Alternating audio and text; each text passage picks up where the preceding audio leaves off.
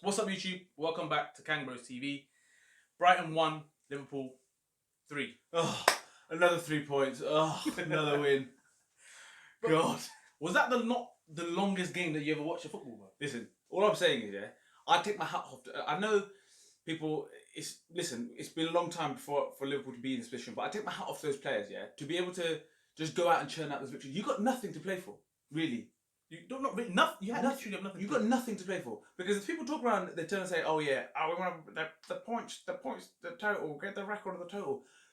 Who gives a fuck? Because you think about it, Roy Keane said it. You don't flip the middle round at the end and say how many points you got. It just says winners. You won. But you know the thing is, the subs that Jurgen Klopp was making, it seems to me that he does actually genuinely care about it. He wants to break all kinds of records and go down anything. See, that's you're looking at it. For me, we got a problem. Oh, we got a problem. What's the problem? We don't have a good... We is not great beyond 11, 13 players. We was a problem. No, my point is this, like, do you had a chance to put on certain man to try them out? And this perfect scenario for me is that, like you said, the other team is actually playing to full intensity because they're actually trying to get a result, right? So you're not actually playing on friendly here. This is a perfect opportunity to try some certain players, the likes of Curtis Jones, the likes of Minamino. They're not getting given time. So when he brought Milner on, I just did not like. Obviously, Milner is an OG out here, but what else do you need to see? What do you want to see from Milner? What did you expect that he was going to show you that you hadn't seen for the last 16 years? He's fifth highest in terms of most Premier League, next to like Gareth Barry, Ryan Giggs. There's nothing else to see in Milner. What were you looking to see in Milner? Like I said, you're right, because he doesn't. He obviously thinks that there's an opportunity here to really put down a marker or whatever, which is fine. Don't get me wrong. I'm not disrespecting anything. Listen, if they do it, they deserve it. Everything they've done up to this point is brilliant. But I'm just saying, I think the point that you're trying to make as well is that if you're like a Minamino, if you're a Curtis Jones or whatever, are you sitting there thinking, oh, wait a minute? You look around and say, 1, 2, 5 subs and you count 1, 2, 3, 4. Curtis Jones is like, what? So I don't know. And you scored in the last game as well. Do you know what I mean? So you signed a contract, you scored a goal. Fair play though. What I will say is Brighton, I can see why. Listen, I know it was a bold decision, and a lot of people were very annoyed when they sacked Chris Hughton. Yeah, very annoyed. They said he's kept you lot up. You got to understand what you is as a football club or whatnot. Yeah, that was Pop City. The way, don't get me wrong, they handed Liverpool a couple of goals, but I'm sure that any people that have managed at any level, if you want to encourage a team to play in a certain way, you got to own up and say, right, okay, if we get caught doing the right things, doing what we want to do, then I take that as a manager, because that's what you encourage. But the thing is that we've been through it. That's where it starts from. I remember the days where we had mans like Sacco in that. Moreno just... Moreno trying to play from the back and they weren't working, and we were like literally going for them. So, like you said, you're going to have to do that. You're going to have to go for it. And like you said to me while I was watching the game, is that the Brighton manager is not going to be pissed. He's going to say, you keep doing that. You keep making sure we... Because if that's the philosophy that we want to implement, you got to take your L's along the way. Exactly. Because that's how you become better players. That's the way to... I mean, obviously, don't get me wrong. I'm not speaking like I done it, but I'm just saying, it's just, if you want to... kick on to that next level, then that's kind of what you got to do. There's some good players on that side. It's a shame where they are where they are in the league. But I guess if you ask a Brighton fan, they'd normally be in this situation and holding on for dear life. At the moment, they're actually in a position where they technically should be okay. Mathematically, they're not. But you've seen the way some of these Dons are playing at the moment. They're going to be all right. But I thought that they were unlucky to 3-1 flat as Liverpool. Just like 5. I think they scored 5 last time. And I know everyone's going to be like, yeah, but they caught 5 goals. But it flattered Liverpool a little bit because performance wasn't as good as as the scoreline would suggest. So fair play to Brighton, and I think we both said it as well. That Lamptey, a great bit of business by the looks of things, for Brighton to get him. That Mopay, whatever he is up front, the one that got into Guendouzi's head, living in his head rent free. He looks a problem. So I thought they gave a good account of themselves, and they'll definitely stay up, I think. Famous last words, but I think they'll definitely stay up. After the 2 goals had gone in, the game after that is what I expected the game to be. People said to me, "Oh, Brighton, Liverpool should win that." I was like, nah, you know what? I've watched Brighton for the last 5, 6 fixtures they've had against tough teams, and they've actually held their own. Bar the Man United one, which was a surprise, but after those goals happened, that's exactly what I saw from Brighton. They played some fantastic football. Even the first goal they scored, amazing. the way they were popping it around, and that cross that came in, and I'm not too sure about Gomez's position. He has a look over his shoulder. He knows when he's there, and suddenly I think either he switched off there or it's good movement inside the box from the striker. But the move was, from Brighton's perspective, very good, and the way they played was fantastic, and they kept the intensity going throughout. Even when we put on certain man, I thought, you know what, it's going to turn around, but Brighton still kept in the game. And I think, look, after 2-0, after 7 minutes, I got messages saying Liverpool 7-0, Liverpool 5-0. So for the fact that Brighton didn't just defend then to hold the result down, they actually played. That's what I'm saying. They actually had a go, and I rate that. And you know, there's certain people out there saying that, oh, why they're playing from the back, why they're just giving these goals to Liverpool and all this kind of stuff. Look, you take the piss out of Burnley for playing a certain way. You take the piss out of Burnley. I take the piss out of Burnley for playing a certain way, but then you got the players, you got teams like this actually trying to play football. And for me as a fan, like I said, if you're a footballer, a fan of Liverpool or a fan of any team, you want to see your team playing some sort of football. We saw what did that Palace that time. Out Zaha, they didn't do fuck all. Absolutely. So here's a question, and I'm going to ask the viewers this as well. Burnley, what are they knocking about for Europa League places at the moment? No, but I think they're what, 9th? Yeah, no, Europa League. They're knocking around Europa League. They're in and around that shout for Europa League. Yeah, I don't think they'll get it, but yeah, all right. But they're the shout. Brighton, whether they go, like, they're in a situation where it looks like they're going to be okay, but they're still in a relegation scrap. Brighton play a certain way, and all of a sudden you look at it and think, oh, they played all right, but got tucked. Burnley are knocking on the door of a Europa League run, potentially. Hey. Who's winning? That's the question. And that's the point that I tried to make to you before, months ago, when you talked about Burnley. For me, Burnley's winning. Burnley's winning. So as a fan, you're happy to watch. You'll be happy. As a fan, I'm looking at it thinking, we were safe time ago, and we're only looking that way. Do you know what I'm saying? So you know, what I'm asking you is, would you want your team playing like Burnley, or would your team playing like Brighton? It's a shit question really, because I want my team to play like Brighton, but get results like Burnley, right? That's ideally what you'd want. That's the ideal scenario. That's ideal, but it's not, is it? But what I'm trying to say is, I also go back to the times when we played under Rafa. Now, truth be told, there was times under Rafa we used to think, well, we're going to shut up shop here and we're going to take a 1-0. That was boring, really, wasn't it? It wasn't great to watch at times. But you don't really look at that. You think about, oh my God, what a great spell we had under Rafa, because we didn't lose many games. We were winning more times than we lost, and we weren't ever looking that way. We were always looking that way. So I don't know. It's difficult. You know, it's a difficult one for me personally. I think Burnley, whatever you can give them, whatever bad press they want, but I'd rather my team are looking that way and challenging that way than playing really good expansive football, but then worried about if they're going to go down or not. Bournemouth played expansive football, but looks like their tickets sold. Norwich. Yeah, that Norwich. We both said it. But that when them sort of players, the Aarons and all these, you look at them thinking, yeah, they play some good stuff. Mate, they'll be in Championship and they'll probably tuck the Championship again. But the fact of the matter is, you can't go into the Premier League and be expansive and flamboyant and not expect to catch leaks from time to time, because it will, or more times than not. Alright, so we really digressed there off the topic, but going back to the topic of the game, I mean, Naby Keita, I want to mention, shout out to Naby Keita. My man of the match for Liverpool was Naby Keita, so that's it. By far, head and shoulders, Liverpool's best player, and throughout the time that he was there for the first hour, he was popping it. He was the one intercepting the balls, getting the goal. It was because of him that we got the goals. And the thing is, Naby, he keeps teasing us, bro. He keeps teasing us because this is what he can do. You'll see Naby do this in the season like 3-4 times, and you think, this is exactly what we bought him for. Exactly what he suddenly looks sharper. He looks fitter, and like he's making interceptions. He's getting close to the goal. He's breaking through the lines. And I think this is exactly why we signed Naby. I think what we said, and I've seen some people Twitter and all this sort of stuff getting into Minamino, saying he ain't the guy. He's not your guy. We all said that about Fabinho when he walked through the door. We said that about Keita for a while. Still do. No, of course. But what I'm saying is, you can see that. Okay, so Fabinho went through the motions, went through the transition, and he's there. Keita seems to be going through it a bit longer than before. Minamino's really just walked through the door. Literally. So I'm not.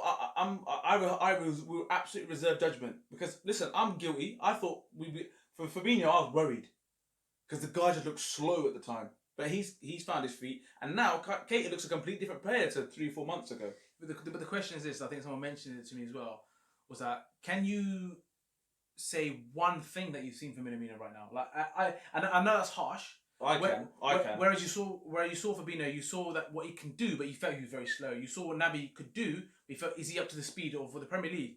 With Minamino right about now, even though it's very minimal that the time he's been given, have you seen actually anything that gives you confidence? I think that's fucking harsh. Go on then. So what have you seen? I think the way firstly the way he presses, I think people take that for granted, right? His press is unbelievable, and then the one thing that really stands out for me is the press, and then that switch back to find that pocket to go press and then boom straight away off the pocket. You're comparing him to Firmino. Let me finish. Go on. But people are looking at it and thinking, well, Firmino plays that position so well. If he's not bringing goals to the table and he ain't doing the link up on Firmino's level, then he ain't your guy. But what you got to understand is, you know, when it's that high level, that quality of player around you, to find a pocket of space is so hard, and he seems to do that all the time.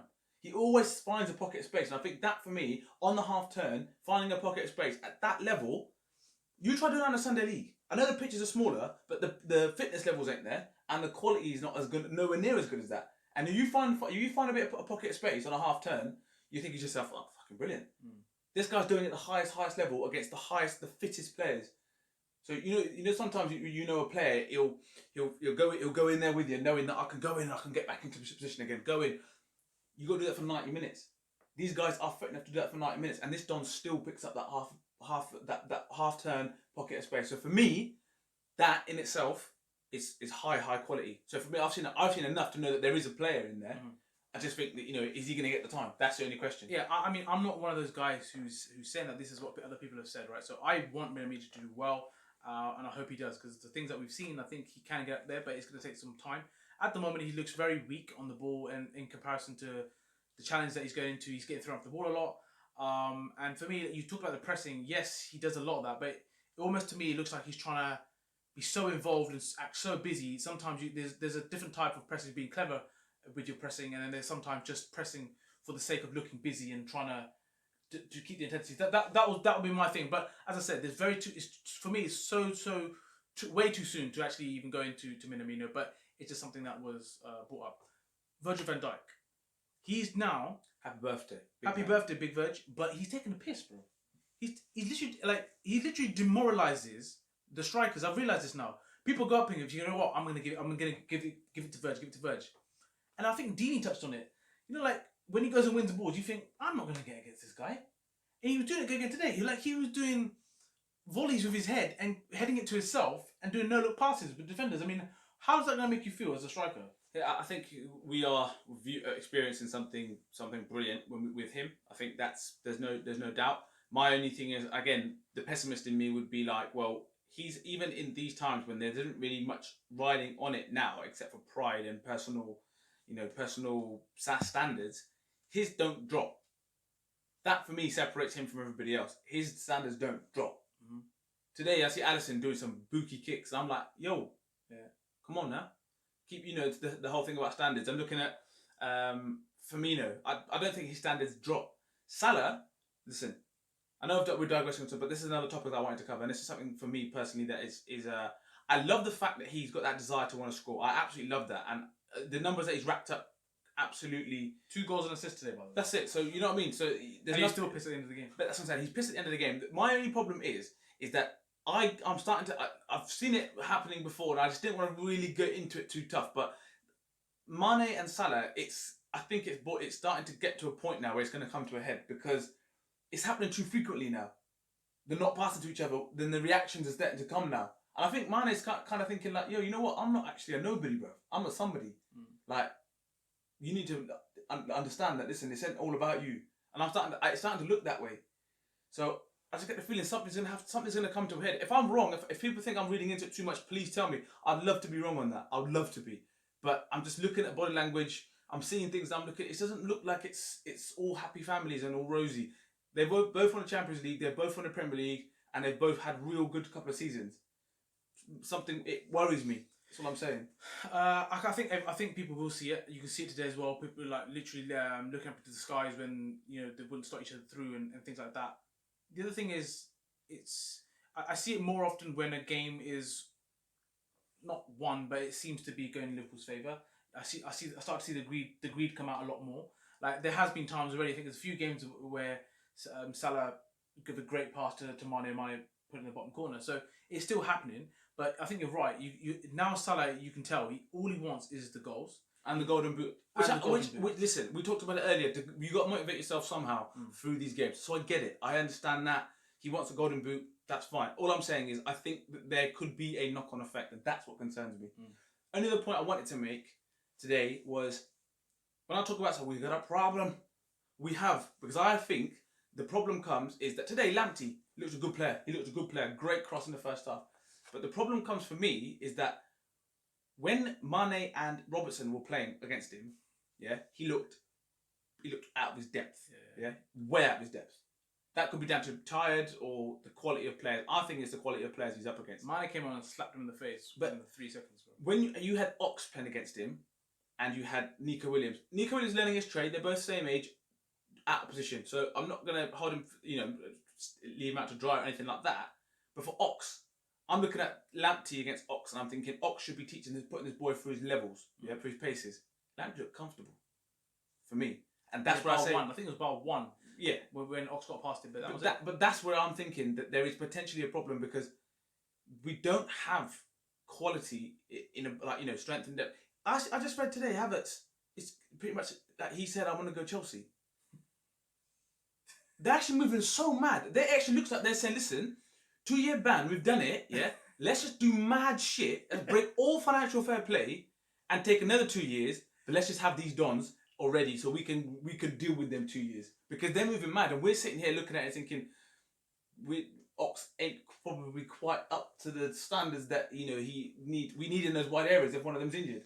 Them Chelsea owners, they're pissed, and like you said, moving mad. Literally any signing that you think, he's going Chelsea. Like if they do get Havertz as well, listen, Chelsea are going to be nuts next season. But obviously they still, with Lampard there, we don't know how it's going to move. But yeah, Chelsea in transfer window. But every team's going to be doing that. Next season is going to be mad. I said to enough people, next season is going to be Royal Rumble. Literally, I can't call it. Definitely, Man City and Liverpool are going to be up there, depending on what the whole ban thing that they get. But Chelsea moving mad, and even like now I heard rumours about Thiago. He ain't dead certain with Liverpool. I don't know. From what I'm saying, like I said, it's just like it's completely flipped the other way now. Chelsea might say, you know what, forget that, come through. Man United might want to go for him as well. So I don't know where he's going, to be honest with you. But yeah, Chelsea are moving mad. But the thing is, from the whole game in itself, as I said, Liverpool looks like they're going to go for the points as we're going. And the other thing, do you want to mention about Gomez? Or don't... Again, different people get motivated by different things and standards and whatnot. We've both been noticing it more and more and more and more that he is not... I don't think he's the guy. I think he's a very, very good player. Matip was very underrated. Gomez came in and he had a run of games and then he'll come out again and he had a run of games. I don't know that I can turn around and say comfortably he is dead set the number 1 centre-back pairing. As much as I'm a big fan, but I just see people are picking on him. He makes bad decisions. You can see what he's going to do, and players are just like, hold on a minute, there's no way he can do anything else here but pass it back there, and I'm running in that direction. That's the thing. It's not a coincidence that since Liverpool been back, that their defence ain't exactly the same since they've been back. Like you said about Matip. And Gomez, as a good of a player he is, I think that he relies on his pace a lot. Some of his decision making thinks that he'll with his speed he'll get out of this trouble or out of problems, so he'll take bigger risks. But yeah, you're right. But you know what? Like I said, we don't want to go too into detail about digging people out. They won the league and all this kind of stuff. We're still champions, but just something that we just food for thought. Food for thought, and let us know what you think about that. So yeah, man of the match. I think we agree. Naby, boom. And then that's it really. I think then we'll go into the next one. Let us know what your thoughts are on the way, on the points that we've just discussed, talked about. Is there a problem? Is our squad really that thin? Do we see major overhauls happening? Do we need it? And equally, motivation. What is the motivation? Do people want to see Liverpool really go all out for these points, or is it England lose no sleep? Like I said, I want to definitely see some more of these youngsters come through now. It's a perfect opportunity to do it, and he's not doing it. But we'll see. It is what it is. So yeah, let us know your opinion on this. Don't forget to share, like, subscribe, and definitely comment. Peace.